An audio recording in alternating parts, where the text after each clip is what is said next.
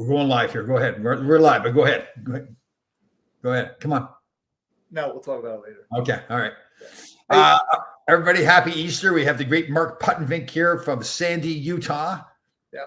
That's right. Sandy, Utah. Anybody doesn't know that? See, I've known that for a long time, Sandy, Utah. It's one of my favorite places. Probably a week at least, right? Yeah. Yeah. Hey, what? 4 games left and they fire Patrick Waugh. Okay. What's going on? So and they've lost 4 straight, right? Yeah. Yeah.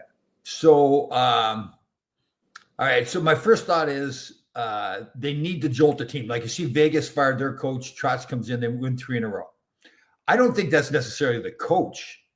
You've been around that. Didn't they fire Robbie Torek late in the year and then hire Larry Robinson one year in New Jersey? Yep.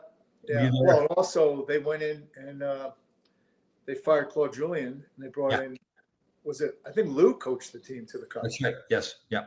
So it's been done before. So it's kind of like shocks the team and gets the coach really can't change much in that short period of time. I mean, now, maybe. Were you on the team? Because Granado was on speaking about it when Espo fired Michel Bergeron. Were you around? I was gone by then. I was gone. But I was there when he fired. The Rangers went 0-6. What's that? But the Rangers went 0-6. Yeah, there's no guarantee. Everybody says, "Oh, it's going to wake the team up," and all that. There's no guarantee of that. But do you think it's because Waugh is such a strong personality? Maybe. Honestly, God, what I think now? I don't think these coaches really are much different. I think it's the players now. The players. Yeah. And it's like more like, okay, we're going to grab their attention. So I think the additional part with other people talking about this too, this isn't my theory, but I agree with it, that DeBoer was going to be grabbed by somebody. Like if you look out there, he's kind of like the hot commodity. Maybe he'd been around. How many cups did he win?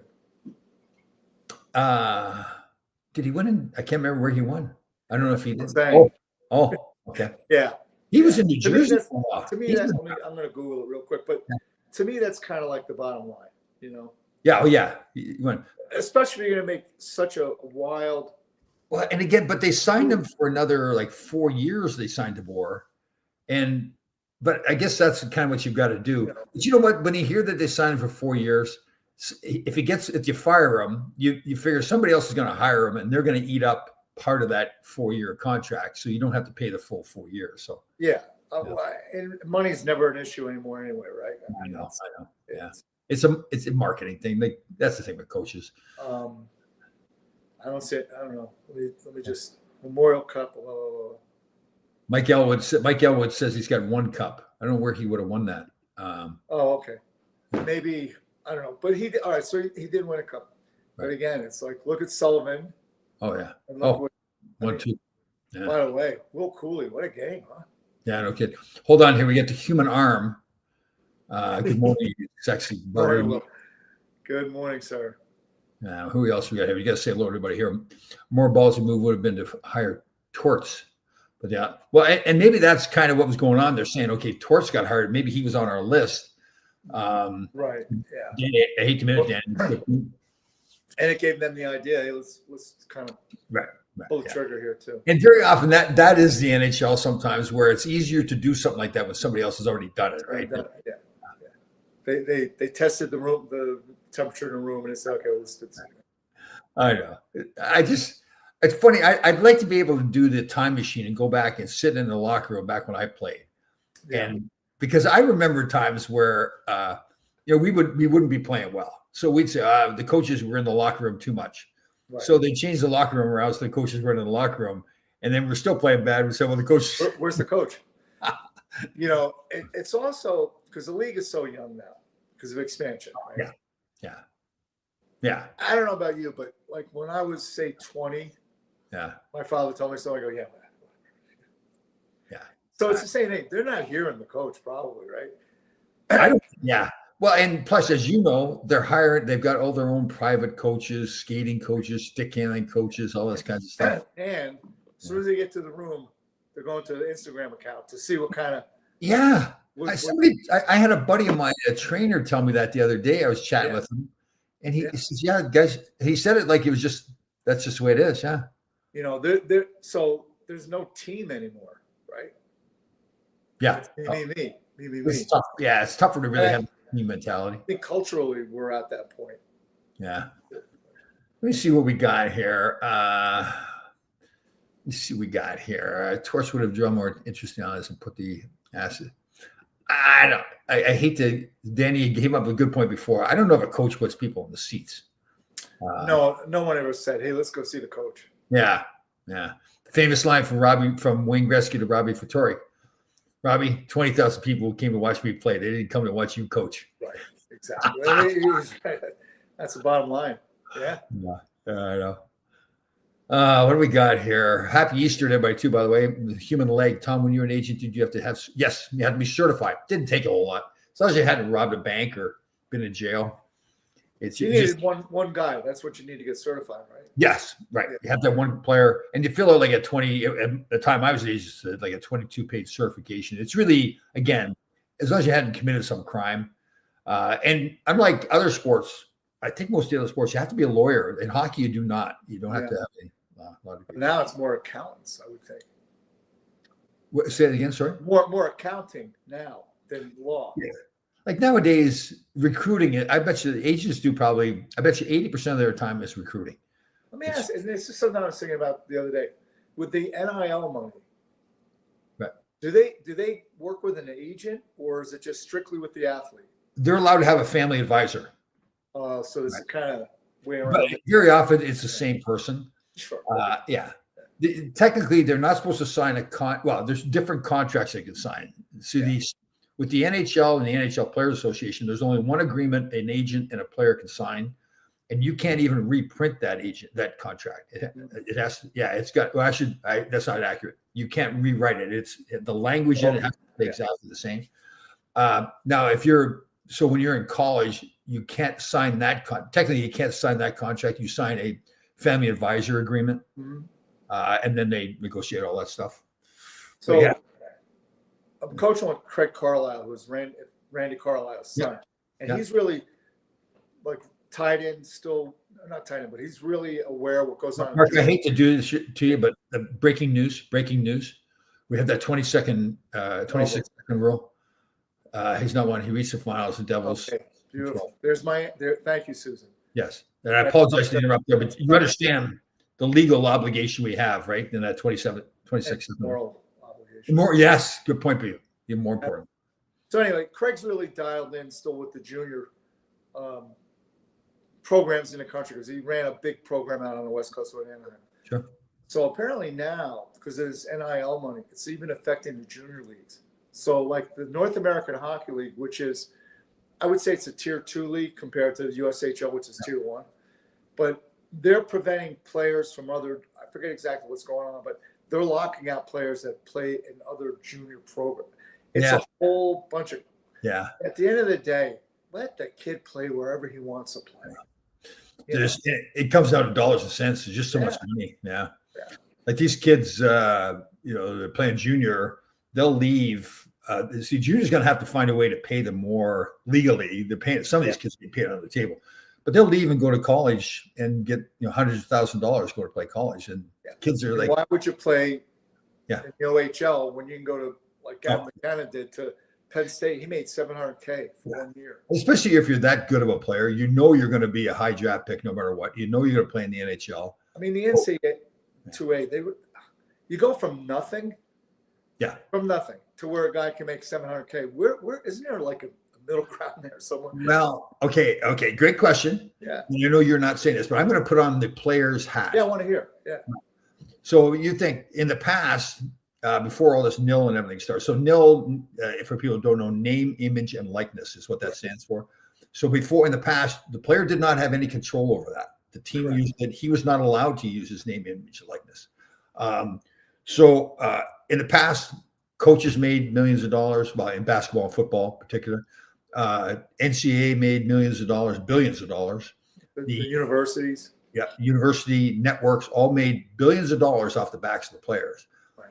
There was a lawsuit where I think it might have been like Northeastern or something like that, or Northwestern, one school, a bunch of players, whatever, went to court, won the court case saying, hey, listen, the players have the right to do what they want. They can move wherever they want to move. Which makes sense because you think if you're in college and you're this brilliant kid and you're going to be a lawyer, you're one of the top lawyers, there's no restrictions. You can jump from school to school if you want. You can get paid. Why then, if you're a top athlete, should you not have the same rights to do that? So, yeah. Well, I agree with all that. I just think that you went from like nothing, right, and now it's just. And I'll tell you, I watched a documentary on Netflix or something on it was Arizona State.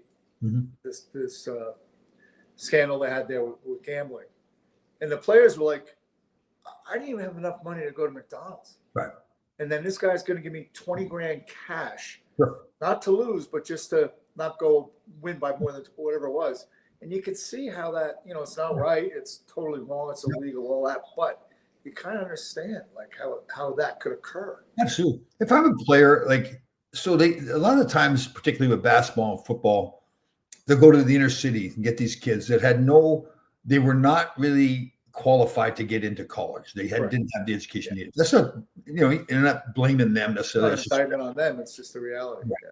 So they go to school, they have all these, they cheat for them. The schools would make sure they stayed eligible. They go through their 4 years there. The team gets to use them the way they want. They end up with a phony degree. Mm-hmm. It doesn't mean anything because they've got no skills because they weren't forced to apply themselves, and they aren't good enough to play pro. So now they go back to the inner city with nothing. Yeah. Well, there was a story, Tom. Gary Anderson, I think his name was. He was a running back. And remember the USFL. Remember the Jersey team was owned by Trump and Herschel Walker played there.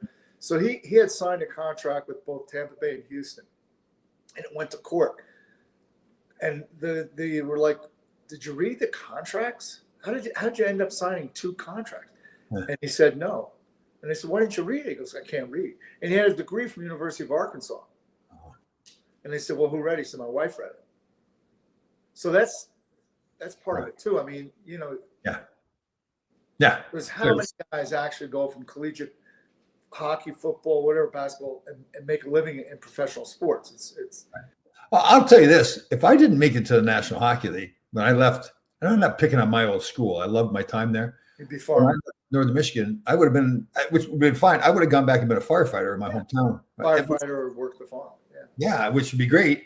But I wouldn't have really gotten an education. Now that's on me because I had the full opportunity to get that full education, but my focus was not.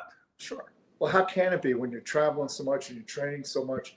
It's kind of, I know a good friend of mine, he wrestled at Michigan and he was All-American 3 years there, but they did it a little different. They gave him a tutor or a couple tutors to make sure. And so I don't know, but again, that's up to the athlete. Like, how they respond to that. At the end of the day, you're 100% correct. It's up to the athlete to apply himself. Yeah. Problem is, when you're 18, 19 years old, you're getting a full scholarship. You're walking around with your letter jacket, your big man on campus. Yeah. Well, so this is what I was going to try to get to about the players today, and probably all the professional sports, but we know hockey better than the other ones, that because the league is so young now. When your father told you something when you were 20, you went, "Man." Okay. Oh. Yeah. So it's the same. I don't know if they respond to the coach because. Yeah. Well, now it's as much as the nil is nil and everything, and the portal is good. That provides the player the opportunity to move from school to school. Yeah. That's great because they have the freedom. The downside of that is if you're a coach, you got to be careful what you say to the kids because if they're unhappy, they'll leave, right? Right. Yeah. There was a quarterback a year or two ago that I think was at Tennessee, and they didn't offer him enough nil money, and then he ended up having to go to a smaller school and get less than he originally. So, you know what it is too, and it's happened every time there's a change to rules, to the system, or whatever. Everybody's all in uproar. What do we do? Because it's now taking everybody out of their comfort zone. They always figure it out. It always gets ironed out eventually. Again, what I think it's kind of interesting. You see the coaches complaining about this whole thing with nil and everything. Well, in the meantime, they're making millions of dollars, and they can break contracts and leave and go from school to school. It's great for them. They just leave and they still got 4 years coming to them. Yeah, totally. Yeah. So, and I want Susan's input. The Rangers, are they really? Is it that we just that 20-game stretch? We got to see how they hold up. Or are they really playing? I mean, these kids are playing well. Well, I do. Okay. One of my theories, especially they're playing well at home too. Yeah. And again, the Garden, and we've talked about this, is the most unbelievable building in the world. But if you are a young player that's a little sensitive and things don't go well, it can be a tough place because the Garden crowd let you know. I think you'd agree that if you have one young guy, it's really hard on him. But if you have 6 younger guys, they kind of bond and it spreads. Right. Right. Plus, okay, and I don't think they did this by design, but when you send the letter out that says, okay, we've given up on the season, basically, and you're out of the playoffs, you're the only team in the Eastern Division under 500. So now the stress level, you're not trying to, I mean, you want to win, obviously. So now you just go play and have fun, you know? Yeah, let it rip. Adam Fox seems to be playing. I mean, he's getting points, he's getting the puck to the net quick. I mean, he made a really nice play last night. Off the wall, got it quick. And I think Cooley might have got. Did you? So you didn't watch the game on Saturday, did you? Did not. No. You got to go back. Who did they play? They played Detroit. Yeah. Detroit. I did watch the highlights, but I forget.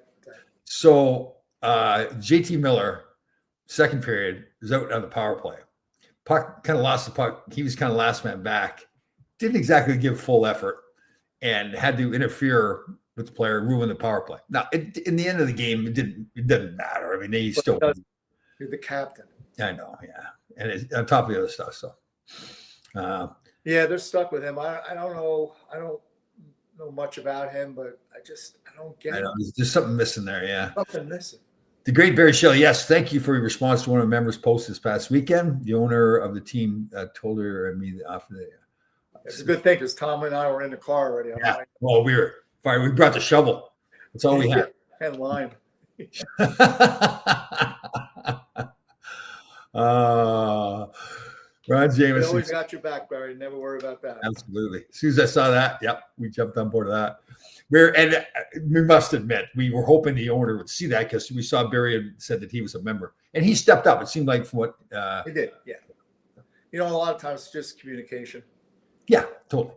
Yeah. And do it or we're going to kill you. a little threatening there. Yeah. What's going on here? It's a combination of youth, health, JT Fox, and pressure being off. Yeah. Yeah, sure, Susan. How about the fight Igor get into? How about that one? That was good. And so you and I talked about Sean Avery's. Yeah. I love it. He's got the pointer going in it. But he was right. I mean, because boxing standpoint, he kept him off with the jab and kept him out range and just dropped that right hand in there. It was. I didn't know he had it in him, but of course, Swedes are not known for. Swedish goaltenders aren't always the toughest fighters. Well, who's he fighting? Markstrom? Was it Markstrom? Yeah. Yeah. I remember. So in Albany, we had Garth Snow and Corey Schwab. Oh yeah. And Corey Schwab had kind of like a dad body a little bit. Oh, did he? Yeah, but he got called up, and they're playing. I think the Islanders, and they had a Swedish goaltender. I forget his name now, but they went at it, and Schwab beat the brakes off him. Just beat the brakes. And Corey's not a big dude. I mean, he's a little guy. Yeah. But he pumped this kid. Yeah. That's amazing for a goalie too, because goalies just don't fight that often. So they don't. Cloutier. Yeah.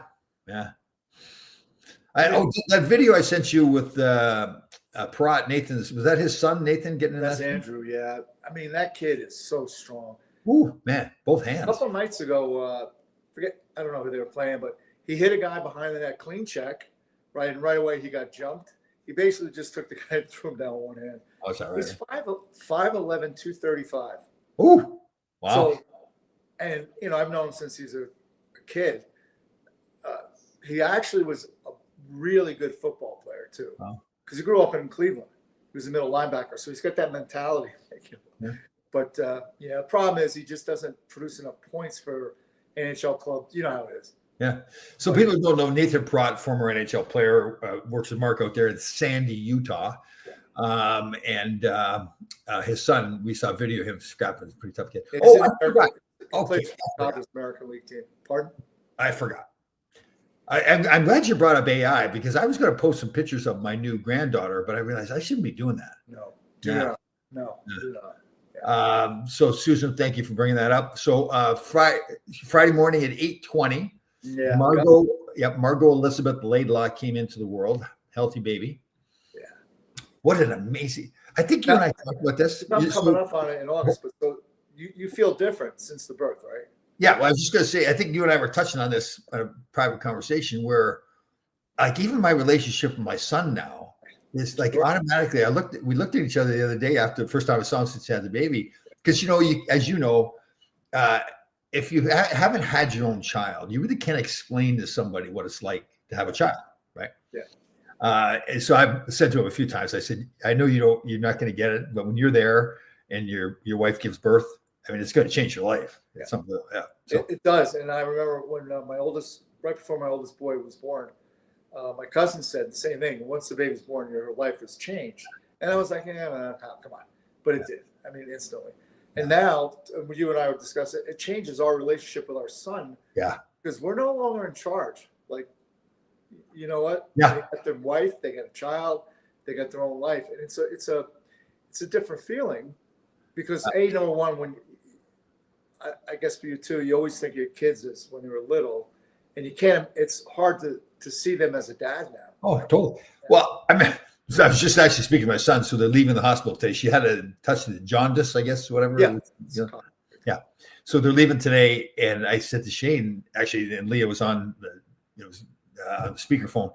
And I said, it made me think, like when Shane was born, I think we joked about it. I drove home like 5 miles an hour from the hospital. I went in reverse almost. Oh, driving so slow, yeah. And then I then made me think, okay, I actually tried to help him learn how to drive, which was a total disaster, more on my end, because I'm yelling at him like, stop. And now he's driving his own daughter home from the hospital. So, but with the second child, I went when Ty was born, 40 miles an hour. Oh yeah, you know, take your cab home, man. Yeah, the first one, you're like, yeah. What else we got going on in the sports world? Oh, okay. I got a bone to pick here. I know Gino Ariana or whatever it is, coaching UConn. Yeah, UConn. Yeah, sit down. Shut up, buddy. I know. Okay, so apparently, I mean, not apparently, he's had a long history of success. Oh, yeah. I don't know how he's treated as. A lot of those guys in college basketball really they're arrogant. Like these guys with the press. Very arrogant. Yeah. So people didn't see it. It was semifinal game against South Carolina, was it? South Carolina. Yeah. The team was getting blown out. UConn was, and he was mad because the coach didn't shake his hand before the game or something.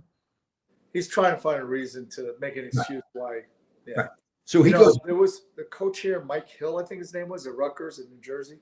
Yeah. There was video, and he was like so abusive to these guys. Oh, I know. And here, so just so people know, so Gino's a guy, and the other coach is a woman. So to me, right off the bat, now he goes over to this woman in front of everybody, starts screaming at this woman, just like as a man, like you've lost a basketball game, so you're screaming at a woman, like it just and shows like there is a word called class. I mean, you've been around forever. Everybody knows your name. Well, yeah, and it's okay. Great point by you. So you're supposed to be leading young men and women, right? And teaching them. It's supposed to be like student athletes, is what it's supposed to be.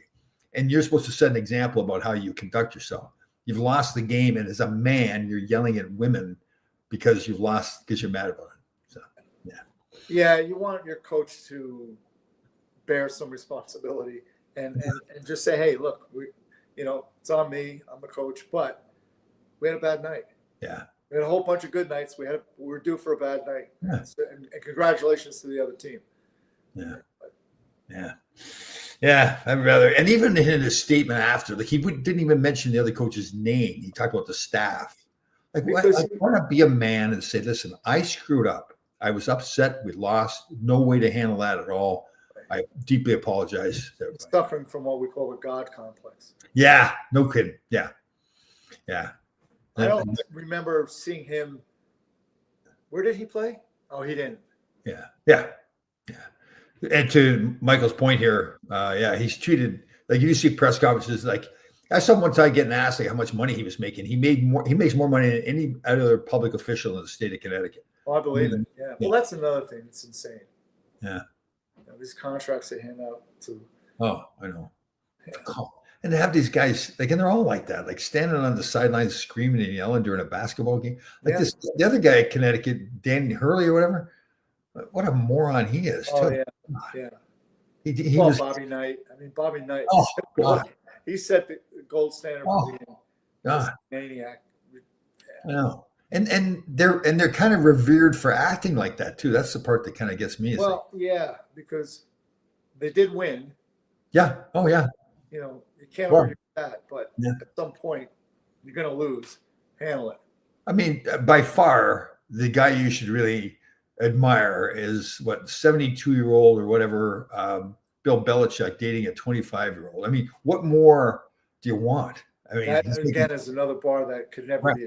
He's making $10 million a year.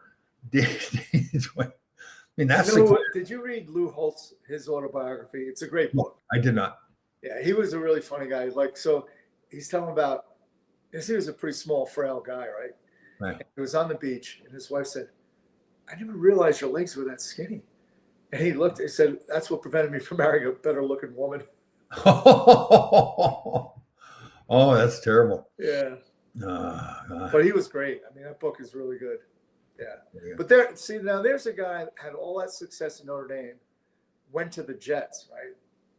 Did not work out. Yeah. So this shows you what coaching collegiate sports, because I think you have so much more control of the players, right? Well, you used to. I don't think it was much anymore with the nil and everything, right? Yeah, there's no money. Yeah. But to your point, you're right. It's it's a whole different world. Yeah. You would never think about talking back to a coach. Yeah. Or going into the GM's office and get rid of this guy. And that's happened in pro hockey a lot. Oh, I know. Pat Verbeek, when Pierre, McGuire, he went into the GM and said, "If you don't fire him, we're going to kill him." Oh, did he really? Yeah. Oh, I think that with Ted Sater. Should have started shooting pucks at him in practice. Yeah. Oh. Well, just tell him it's part of the drill. Yeah. Oh, sorry, coach. Working on my accuracy. Yeah. What else is going on in the world exciting? We got the war continues on in Ukraine. We've got Iran. I hate this is sick. So I want to preface this. Yeah. People are dying, obviously, in Iran, the whole bit. But the way it's gone, it's just comical. The like their videos that they send out that supposedly Iran sends out with the Legos and everything. You gotta give them their marketing team is unbelievable. Yeah, it's so now war has it's in the battlefield, but it's also in the social media field. Oh, yeah. You know, and there's so much misinformation. I'm not even paying attention to it. I know. I mean, I am casually observing it, but I will say though that the rescue of the war officer that was down was really incredible. Right. Well, based on what we're hearing. Well, yeah. Right. But you tend to believe it's true. I don't know. I mean, they got the guy out. You know, well, they got the guy out. There's no question. But Team 6. You know what? All those guys, they go through what they call SEER school. I forget exactly what it. I think it's survive, escape, whatever, evade, escape. That school's the toughest part of going through all that pipeline. Yeah. Oh God. And then the post. Yeah, you're right. Can't find Nancy Guthrie though. Okay, here's the other one. That's a weird story. Here's the other one. Okay, going to the moon. No, we're not. Okay, so and this isn't me. I agree with this statement. It's more of a question. Okay, so 50-some years ago, we went to the moon. Yeah. And Richard Nixon picked up a rotary phone. Hello? And spoke to them. There's no break. There's no lag time. Now we're 50 years later with all the technologies we got, and we're just doing a drive-by. Right. Yeah, why are we not landing? There should be a hotel up there by now. Disney should be up there. For 50 years. God, I know. And we lost all the I know. Oh God. And then did you see there's what it's gotten to now, which is no surprise. I guess on the side when they took off, they've got these escape pods that go down an escape wire, right? You see it. Right. And you see them going down. So everybody's assuming, they jumped, they're in there. They're in there. Well, the explanation is that they move that out of the way so it doesn't get destroyed during the taking. Yeah. But everything else is fine getting with that. you know, and like the sad part for me personally is I believe that we went to the moon for 48 years. Oh yeah, yeah. 49. And then you look at the facts now, and you think, how could we go? Well, there was one this morning I saw. It showed the lunar landing module. Right. It showed the air. It showed the rover, and showed how did that all fit back into that? And then there's stuff like, there's stuff like this and they say is explainable, but stars are visible, supposed to be visible, but there's no stars. No star. Right. Yeah. Yeah. And there was something with the shadows. There was a whole bunch of stuff. Supposedly there's a rumor that Stanley Kubrick, who was a really famous director, you know, he did Eyes Wide Shut, he did Clockwork Orange, he was the one that they hired to shoot this. Yeah. But I don't believe that because Kubrick would have done a much better job. I know. And Susan's point, or Deb, morning to you as well. And where are the cameras? Yes. Yeah. All of a sudden there's cameras there. You know. Let me see if this guy. I'm not arguing with this guy. If he says I don't think they landed, I believe it's fake. But if you say so, well, that's it then. There's where's the picture of the arm go? Wow. They don't want to frighten the viewers. I could be it too. Maybe the CIA, FBI called him up and said, "Listen, you got to get that picture off there. You're going straight to Iran. We need it on the ground." Well, open up the street. Would be a bad man to have. He's better and he's. Yeah.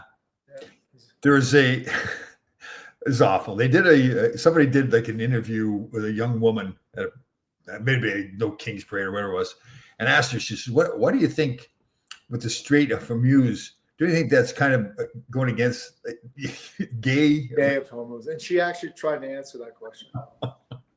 It is kind of scary how many people are just. They do some funny videos when they start asking young people about what is the country that's north of the United States, Mexico. And they can't. Yeah, they can't. Or who won the Civil War? Oh, France. Oh God. You know, and that just tells you about our education system. Right? I know.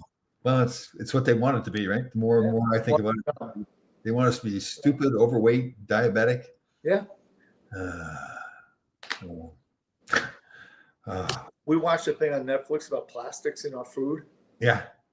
They said the average American has enough plastic in their brain to make a spoon. Is that right? Yeah. And it's hard, man. Everything's in plastic. I know. Everything you get from the store. Yeah. And even your paper straw is in plastic. Yeah. Well, you think like you try your best to eat clean, but you don't know what the ground has in it, the stuff in the air. As you have said, this organic label, this is really, you know. And even if you read up on organic foods, they're still allowed to use some chemicals in organic food. Well, I guess a percentage they're allowed to use. I don't know. No.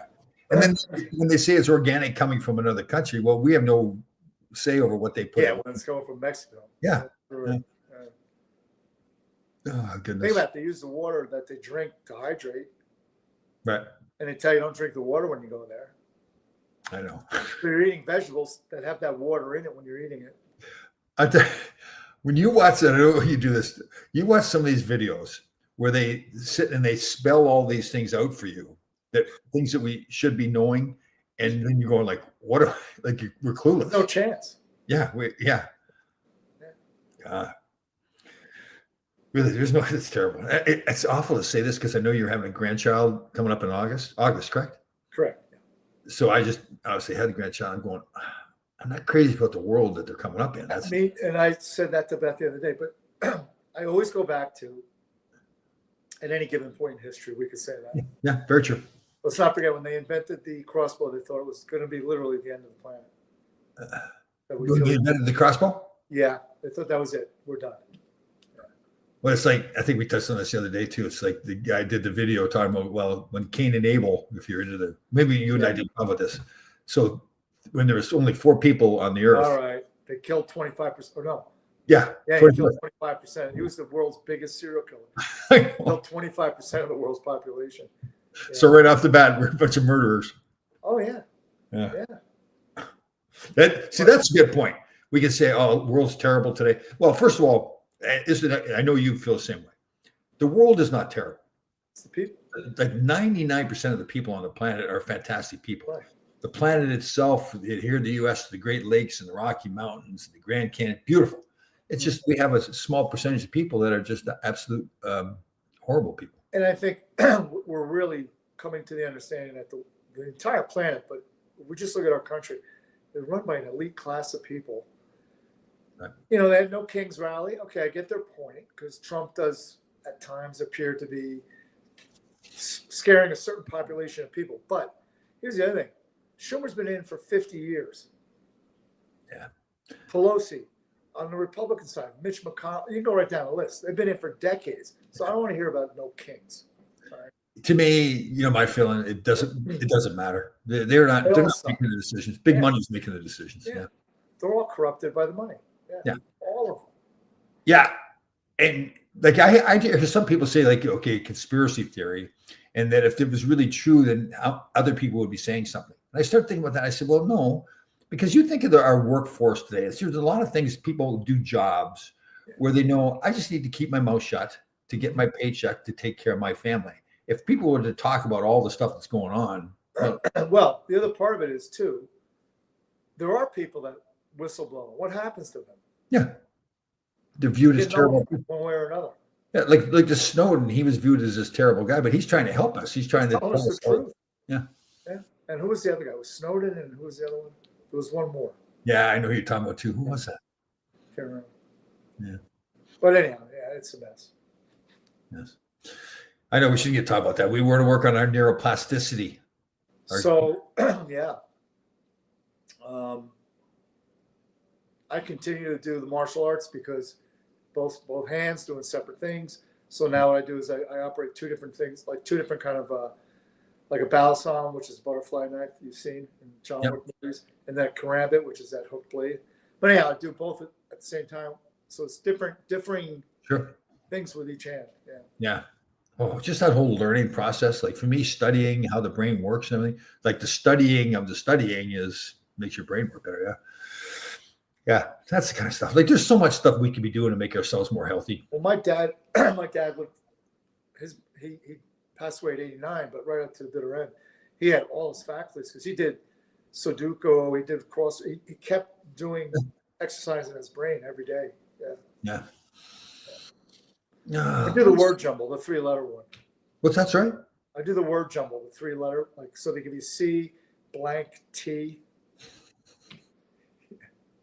Caught. There you go. You got it. Caught. Oh, what else is going on in the world that's exciting? What about let's try to pick a good story. Good story out there worldwide. It can be anywhere in the world. It's a good story. You know, I watch these videos of these guys that have some cash, and they go to a place like out in the forest or whatever. And they got these people living in huts, and they come in there like with $100, and they can change the people's lives by getting them running water and all that kind of stuff. That's cool. But do they want it though? Oh, you mean people like in the Adirondacks or whatever? I'm talking about people like in a country like the Philippines. You go out and the people, they call it the province. It's over the country. They're desperately poor there. Yeah. Most of the planet is desperately poor. You don't have to have a lot of money. You come in with a couple $100. Like a couple $100 US can do it a lot for some family. Sure. Yeah. Well, it's Manny Pacquiao, who was a many-time world champion. He grew up really, really desperately poor. I mean, on the street, you know. And he's given back so much to the Philippines because he's made a lot of money fighting. Yeah. So there's a good story. Yeah. There's a lot, you know, I guess I say that because, there's a lot of, as much as we see all the bad stuff, there's a lot of people doing that kind of stuff. Didn't Trocheck take a whole bunch of money and something with is it housing for homeless, or was it a dog thing he did? Right. Susan would know. He did something very charitable. I mean, to the tune of millions of dollars. Yeah. Yeah. So that's a good thing. There's lots of people out there doing great things for people. It just never gets reported. It's not an interesting story, right? He seems like a good, I don't know. Do you know him at all? He seems like No. But that's okay. So there's a good story. People doing good things for other people. Yeah. I like it. Simple stuff. Yeah. What's the weather like in Jersey? Kind of crap, or Connecticut? Well, it's getting a little chilly today, a little chillier. The seems 40s, but it was nice on the weekend. Hit and miss. I do you It's like the weather? bipolar. What's that, sir? It's crazy here. Last Friday we had snow, and then like yesterday was 70 and sunny. I Today, saw you showed a video that you guys are driving down the road, right? yeah. Oh, in the snowstorm. Yeah. Yeah. Yeah. Went in, the sun was out, came out, it was like a whiteout. It's crazy. Geez, what else is going? I kind of shut my brain off. I think because of this whole the birth of the baby, I've kind of Well, your focus is there. Yeah, as it should be. Yes, little Maverick. So okay, do they live in Connecticut as well? They're in Rye, New York, which is 10 minutes away. Right down the road. But, and then my oldest son, Cody, he's up in Stanford, who's 10 minutes away. Oh yeah, right there. Okay, so I'm babysitting Maverick, Yeah. golden retriever. Fantastic. Him and I have the grandfather-grandson relationship. Yeah. So as I do what he wants and everything's good. The only thing, he's not a great sleeper. Like, does your dog sleep? Does Sophie sleep through the night? Yeah, but then last night, because she came downstairs and went to the couch for some reason. Oh. Maybe she's sleepwalking. Okay, so Maverick does not. So when he's at home with his parents, Shane and Leah, they put him downstairs. Yeah, they set up for him bed, elevated bed, and the whole bit. And Shane didn't know what he was doing in the middle of the night, so he set up a camera one night, and he gets up, wanders around, then lays back down again. Does he open up the fridge? Does no, but he's used to being, that's his home, so he's fine. So when he's with me, he still gets up all the time. Yeah. Now he would walk upstairs to my bedroom and check on me, and it's very cute. Like, he'd bring a toy with him. He'd be doing the cry thing, like, "Oh, Grandpa, there you are." So it's very cute, but still wakes you up in the night. And he'd do that 3 or 4 times. Well, I was reading about. Hold on. So then I thought, to be nice to him, instead of making him walk all the way upstairs, I go sleep. This is my logic. So I decided to go sleep down on the couch. So it made it more convenient for him to see me. To check on you. So of course he gets up more. So it was very cute. No, but I did read that they like to sleep in bed with you because they think they're protecting you. Is that what it is? Yeah. They really think that's probably why he comes up, checks on you, and in case you're awake, he's bringing his toy, which is showing. So cute, because when I'm on the couch, it's his level. So I wake up sometimes in the middle of the night, like, oh yeah, 2 inches away, he's looking right at me. And he's got the ball in his mouth, and he's kind of does that little cry, like he misses it. Oh, it's very cute. So I think my wife, we don't have one of those. My son and his wife feel bad whenever I say, don't feel bad. I love it. It's I'll sleep some other time. Dogs are awesome. Let me see here. Okay, just to prep you, Susan's doing a little massaging here. She doesn't want JT's feelings to get hurt. We said something. Still blasting for winning the run. I'm sure he's a great guy. We're just questioning his game a bit. I think somebody mentioned before who it was, and we've talked about. The problem. I've heard great things about him. Mm-hmm. His body language is bad sometimes, which is unfair to an athlete. But it's he might be hurt. You don't know, but we tell our kids there's one thing that is all on you, and you can control your effort. Yeah. Like when you see this video from the penalty the other night, it was on Saturday. It was the whole visual of it. Here's you're at Madison Square Garden. The team is trying to find an identity, and basically on the play, it looked like he kind of didn't give max effort. But then, you would know over 80 some games. Totally. A couple nights where you're just. Yeah. And you have some plays, even if you're having a good game, you'll have some plays where you're like, you look back and you go, what kind of a brain cramp was that? Right. Oh yeah. So that's a great point. I'm glad you brought that up, because you can be playing a great game and still make a play sometimes. You think, in particular, goaltending and defense, everybody sees it. Oh yeah. The forward doesn't back check. No one really, unless it's glaring. Great point. Right. If you turn the puck over, make a bad play, and it's in the net. It's like, like in JT Miller's case there, he ended up being the last guy back. It's right in the center ice. So everybody in the building focusing on those 2 guys. Yeah. He didn't get it done. Now, if he's in on the forecheck and similar things happen, probably most people don't even know that it's happening. Right. So hockey people see it a little bit more. Yeah. We're always talking about when we're coaching kids, stops and starts, no rink turns. Yeah. Stops and starts. But when you're playing, it's not always so easy to do. Yeah. Yeah, it's You different. know, the other thing I think too, I'm sure you do it, is trying to teach the kids to stop in front of the net once they've taken a shot, like not to circle off. Drives me nuts. So we'll do like a regroup or whatever it is, and you're going in 2-on-2 or Yeah. even 2-on-0 when we're warming up, and the shot and the kid just goes off in the corner. And I'm like, come here. Yeah. I've had some drills sometimes where I say, listen, you're going to keep on doing it until you stop in front of the net. That's the way to do it. Yeah. So I think it was Dave Tippett, one of the clinics I took, he said, don't teach systems, teach habits. Yeah. Right? Yeah. Because then it doesn't matter where you're playing or who you're playing with. Those habits are there. Yeah. That's a good point. Yeah. Like, I do think like the best coaches aren't the ones that when the kid's out there playing, he says, okay, what does the coach want me to do? The best coaches are the ones that teach the kids to make their own decision about what the right thing to do is, not what the coach, because every play is so different. You can't. Yeah. Yeah. Yeah. So that's, But, oh, good point by Susan here on this one too. Patrick Kane yesterday. So Detroit was down 4-1, came back, tied the game. Kane actually scored the game tying goal, was really playing hard, but took a terrible penalty against Kaprizov. I think is the good player in Minnesota. Minnesota, yeah. And it was a totally needless penalty. And they ended up, Minnesota scored on the penalty and ended up beating Detroit. Detroit's fighting for a playoff spot, so they would have at least gotten 1 point with a tie. And Well, again, sometimes you do things, and even the player goes, "Why did I do that?" Oh yeah, totally.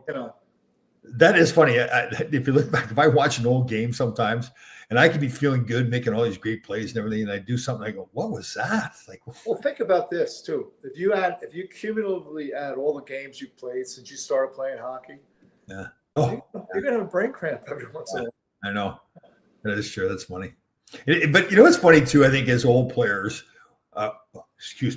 as players that played in the past, we tend to say to ourselves, like, and we compare the game to today. And if a guy makes a bad play today, oh, we didn't do that back then. Then you watch the old game and go, oh yeah, we did. We did it. Yeah. I mean, the game doesn't change. The players change. Yeah. The players are different. They're newer players, but it's the same game. Oh, I'll tell you, these kids, the way they shoot a wrist shot now, oh my God. Well, when's the last time you've had the newer sticks in your hands? Yeah. Hold it like this. Yeah. So literally, there's 8-year-old kids that I coach that can top cheese a puck. Where back in the day with a wooden stick. Oh yeah. Like, I guess it's kind of harder on goal because a lot of people aren't even taking slap shots anymore. They're taking the wrist shots from far out. Goaltenders are wearing. There's no net. You ever see the size of the pad now? It's unbelievable. Yeah. When you look at like Gilles Villemure or some of the even older guys back, like whatever, even whatever, the pads were a lot smaller. Yeah. You could see net. No, it's nothing. You see the great old video of Johnny Bower in net with no mask. He stops a shot with a face, and then he stays in there, stops another shot with a face in the same play. Different breed. Yeah, it was a different world back then. Probably had like a 6-pack after. Well, they had there's a very famous photo of Terry Sawchuk, and where all the stitches, and then of course Jerry Cheevers put it on his face mask. Yeah, where all the stitches would have been. Let me see here. Darren Pang. What we got to say about Darren? Darren Pang. Yeah, I got to know him a little bit. He's a good guy. I like that. Right. He's still there. He's been doing this for what, 20 some odd years, right? They lost. We recently lost Troy Murray. Yeah. That's Maverick. Listen to Maverick. The vicious sound. Watch him. He's protecting you. All right, Mav. Just only eat one leg. Yeah. Okay. And if somebody came in the house, he'd lick him to death. Oh yeah, that's Sophie. She'll stand here and bark, and her tail's wagging. Oh, that's funny. Very funny. Mav. So most dogs, they try to they'll take a blanket out of the baby's crib in the hospital, bring it home so the dog can acclimate to it. Shane brought one over last night for Mav. He care less. He's in his own world. Well, that's what I wonder. Sean has 2 dogs, so I'm wondering how they're gonna. Yeah. One's a little skittish, the other one's very passive. So yeah, and they're used. It's not their fault. They're just used to being the king of the house, right? Yeah. Exactly. What else is going on? It's kind of I'm trying to think. I guess I've been out of it. I don't. Yeah. Mav, come here. Mav, in here. Oh, there you are. Oh, Let's get a cameo. Come on, Mav. oh. Do you want to get up? Oh, he's got his little toy. Oh, just so sweet. Unbelievable. I've had him now for like this is the fifth day I've had him. So it's like I don't know how you are with your dog. I guess because you have the dog all the time, maybe it's different. But I can't leave his side. Like I thought it's not him. No, yeah, you don't get a dog not to be with it. Yeah. And your dog sleeps on the bed, right? Normally? Yeah, for the longest time we did not. She slept in her crate. Right. And a couple of years ago, she was crying at night. We're trying to figure out what it was, and we just let her in, and it's been much better. Yeah. I know. Except there's nights where I'm afraid to wake the dog up. I know. So, yeah. That's good. We're afraid to move. Yeah. That's true. That's cool, though. It is kind of weird to think about it, but it's very cool. I think that's fantastic. Yeah. All right. So the Final Four is UConn against Michigan tonight. The Final Four. Yeah, it's a good game. Yeah. Boy, UConn. It's amazing how they built that program in a pretty short period of time, right? Because it isn't. I mean, because where the campus is, like, isn't some beautiful. It's not awful. Don't get me wrong when I say this, but it's not like you're in downtown some city. Like, if I'm a young kid and I want to go to a college, part of it is the campus, right? I mean, you want to go to. It depends what you're into, but you want to go to SC or you want to go to Michigan or you want to go to. Yeah.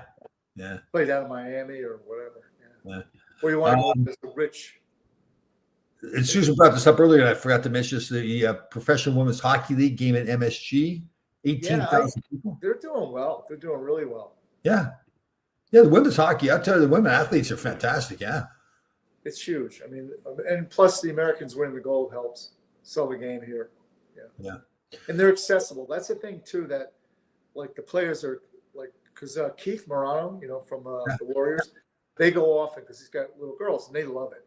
Oh. And the players are very accessible to integrate with the fans. Where, Okay, so this gentleman here is not like nobody's in the category of Susan Brooks, but he's not far behind as far as a hockey coaching legend, the great Rich Pisano. Richie, yeah. So you get synergy stick weights with 600 grams with 85 flex deadly compared to the old. Yeah. See, there's a coach. See, that's coach speak right there. That's right out of a coaching manual right there where he spoke, right? Well, and he's spot on. I think I actually had this conversation with Neil Sheehy. I know you played against him years ago about the technology change, right, with the sticks. Sure. And I think so. Going back to practice here with the older guys, we'll go through a regroup, and you got to go D to D. They try to one time it every time, and push it forward, and they have the blade open and it rolls. My guys, but I think that's because they've never really had to work with a wooden stick, where you got to be cognizant of where your stick position, if your blade's open or closed. Right. It's just.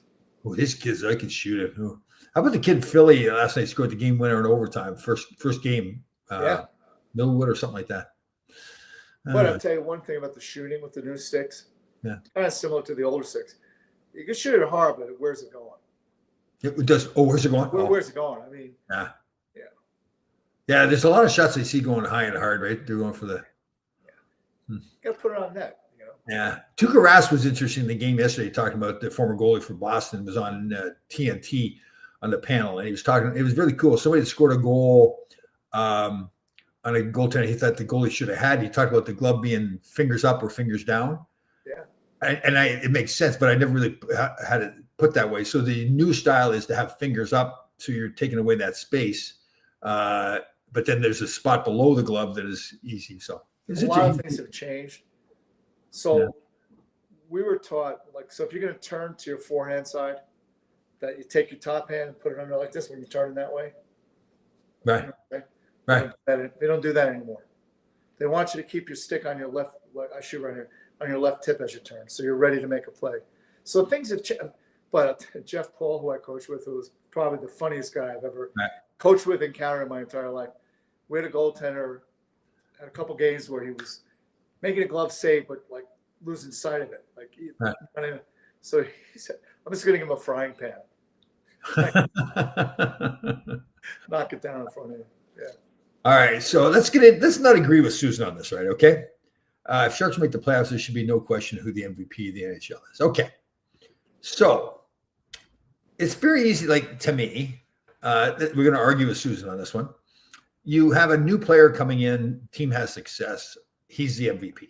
Yeah. But then the old guys like a Connor McDavid or Nathan McKinnon, is it just we're so used to them being great, we overlook them, how great they are? Well, I don't know what the criteria is, but if they go pretty deep, if the Sharks go deep, you got to consider them then because, but again, that's only a regular season award. MVP just goes for the regular season. For the regular season. All right. Who cares? Don't say that about Susan made that comment. No, I don't mean it that way. What I mean is it's like the President's Trophy. You got to win the cup. Right. So if you win MVP for regular season, but MVP though is a little bit different, right? MVP is more like who's the best player during the regular season. Wait, is it the best player or the most valuable? Good point by you. And that's a great argument. A lot of people get that confused. Yeah. So is it most valuable player for his team or is it most valuable player for the league? Team. Yeah. Right.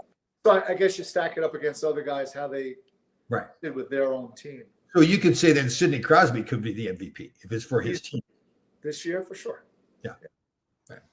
So it's a tough award in that what's the criteria? Who won it last year?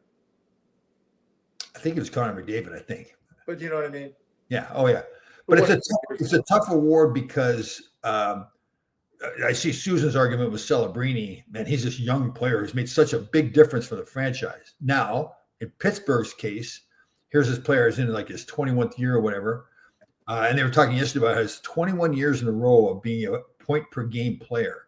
Unbelievable. Now, his team, a lot of people would have said, I would say, I didn't consider them to be a playoff contender at all. But he's there. Now, there's other players on the team, obviously, but he's the guy that drives. I've changed my mind over the years. I always thought he was a little bit crybaby. Then you got to remember, this is a guy that people are taking runs at him literally since he was 10. But he was a crybaby, though. You were wrong, but he's changed. Yeah, totally. He's grown up. Yeah.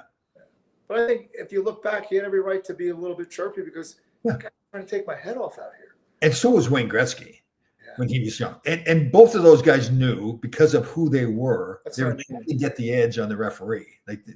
Because you're a human being. If you get Wayne Gretzky yelling at you, you owe us a call, you owe us a call. You're a human being. You go, well, Wayne Gretzky's telling me I owe you a call. I'm going to get you a call. I owe him a call, maybe two.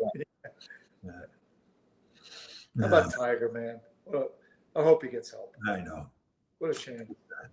That is sad. And he made some comments like I was just talking to Donald Trump and stuff like that. He was high as a kite, man. Yeah, I know. Yeah. Or high as a Georgia pine. Yeah. What do we got here? Mario. I think Bill's referring to most valuable player, maybe. Or being a whiner when he started or something like that. Okay. Gretzky. I guess I don't recall, but it could be. Yeah, Bill's a hockey guy. He would know for sure. Bill Nishin. Look at the mullet. He's got. Gretzky's even said, though, if he didn't have his health issues. Mario. Yeah. Oh, God, yeah. Some of the games I played against him, man, I tell you, you had to be so focused to stop. And I shouldn't say stop. You never stopped him. You limited what he limited him.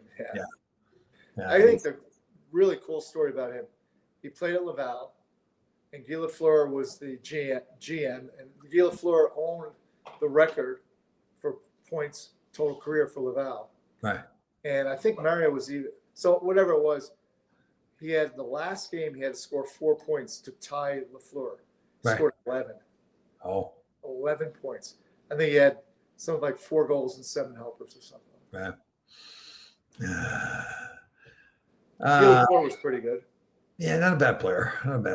What about a guy that would win a player? Well, I wouldn't put myself in MVP category, but it's a good point, though. So, like on a certain team, the MVP may not be the guy. Yeah. Like the MVP, Yeah. So let's say the MVP for the New York. Well, you can't really do it for a team that doesn't do well. But let's say Montreal Canadiens do I don't know their lineup well enough, but a team that really, isn't like you have a player that you say league wide you wouldn't view him as like the top 10 guy, but his importance on his team, he's the MVP. Yeah. I mean, awards are nice, but again, who won it 3 years ago? Yeah. I mean, it does matter, but it doesn't matter. Yeah, that's a good point. Yeah, I think great point by Susan here. Jonathan Quick, I'm glad Susan brought this up. What a player. Yeah. So people who don't know, goaltender won 2 Stanley Cups in L.A. Right. Luc Robitaille, who's a good friend of mine, I played with as the president there, told me, and I didn't realize this until he got here. And well, Luc said it. Best team player he said he'd ever seen, Jonathan Quick. And maybe the best leader, but as a team player, leader, whatever it was. Yeah. I think they've had a tough stretch. I think they would have had even more of a tough stretch if it wasn't for a guy like Jonathan Quick. So he got to start Saturday against Detroit at Madison Square Garden, had the shutout going with like 30 seconds to go. But it was still a great way to, it may be his last game playing. So here's a question I have for you. Like a goaltender, is it tougher for a goaltender to be a leader? Because it's such a isolate, you're kind of on your own out there as a goaltender. Great. That's a fantastic question. I think it's rare to see a guy be a leader because you have to be so focused on your job. Yeah, you're not concentrating on getting the rest of the team going, which is what part of a leader's job is. So yeah, like one of the best teammates, I've told you many times, one of the best teammates I ever had was Glenn Hanlon. Fantastic team player, whatever. But when he played, he was so focused on his job. He just didn't talk to anybody else. Right. He really couldn't be a leader in terms of in the locker room, getting the guys going and everything. But he was a leader. It's just he couldn't really do what you want other people to do. Yeah, it's a different position. You can't go out and make a big hit. You can't, Yeah. I would say fight, but then we saw what Igor did. So you can fight. Yeah, that was funny. And see, he's got that fire in him now. See, he's going to be even more beloved by the Ranger fans. That. I mean, I think it was great. Yeah. Remember Rick DiPietro's fight? Oh, he got smoked. One punch. Broke his jaw really bad too, right? The combination of watching him from a distance, I played a charity game with him. Not a really guy that I would send a Christmas card to. The guy you want to punch. Yeah. Not a really even in a charity game, it got to you. That speaks a lot. Yeah. Is that true? Yeah. Yeah. Tells you what he is. Yeah. God, he was on my team. Yeah. And I thought he was a total jerk. Especially for what I thought was interesting, his career ended up being like a flop. Yeah, got all that money. And he acted like he was Ken Dryden or something. Yeah. Very funny. All right, everybody, we're still on our mission. Things are still working. We have, I won't mention names, but we have a couple of things happening. We've got that one charity that is regrouping. Once that becomes, I'm on a board, they're kind of rebranding their board. So once we get that straightened away, we'll announce that. But again, 988 is that hotline that's very important, suicide prevention and mental health, but also our mission to really help particularly young kids and particularly not limited to, but sexual abuse issues. So we'd love to have people, if got any ideas, suggestions, jump on board with that. But so big like to that. So everybody hopefully everybody had a happy Easter. What's coming up? Is there Passover? Does that end soon? I believe it's already over. Is it over? Yeah. So a lot of, it's just like the big holiday season, I guess, is. We're done. We got Flag Day coming up. Flag Day? June 12th. Yeah, it's a big one. And we haven't got the word back yet. Do you think we should divulge we put in the recommendation or application for a special day? Oh, for Beth. Oh, okay. We're going to, so we did our own research and realized you can go to register a certain day. So we registered National Beth Day. Correct. We had to fill out a form and everything. Why? There's a whole process to go through. So we're still waiting to hear back. And for the why, all you had to do was send a picture of me. And they said, "Oh gosh, yeah." No, we're not talking like that anymore. That's right. Yeah. That's right. So neuroplasticity is our new word of the day, forever, every day. Can't spell it, but say it. So yes, we can. Don't see you're saying negative stuff. Do not. So what neuroplasticity is, whatever you feed your brain, you can rewire your brain by the words and the emotions and everything that you put into your brain. So even joking around about ourselves in a negative way, we do not do that anymore. Right. I said to my friend Jeff Remo, football coach, great guy, you become what you think about. He goes, "Oh God." I'll leave it at that.